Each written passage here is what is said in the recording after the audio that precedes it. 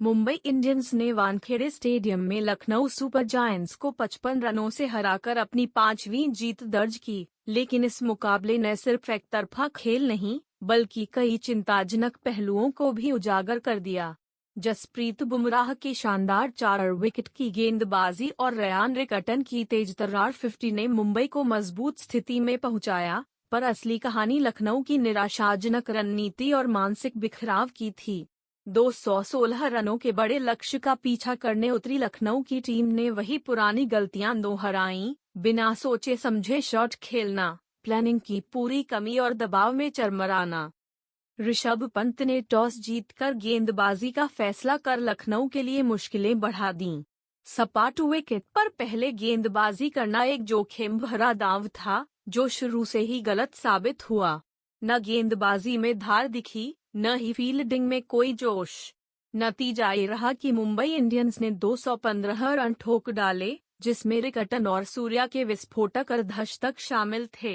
हालांकि मुंबई की जीत के बावजूद उनकी कुछ कमजोरियां भी छुपी नहीं रहीं।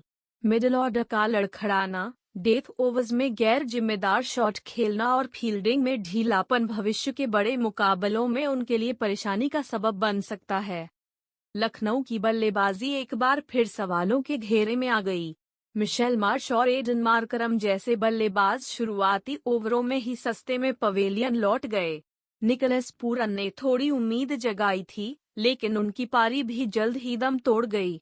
बुमराह ने जैसे ही अपनी लाइन और लेंथ सही पकड़ी, लखनऊ की पारी ताश के पत्तों की तरह बिखरती चली गई। 3 विकेट एक ही ओवर में लेकर बुमराह ने लखनऊ की रही सही उम्मीदें भी खत्म कर दीं।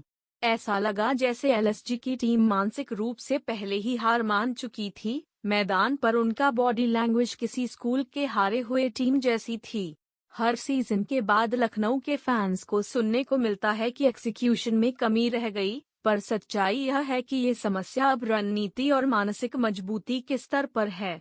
बड़े मैचों में गिर पड़ने की आदत इस टीम को लगातार पीछे खींच रही है।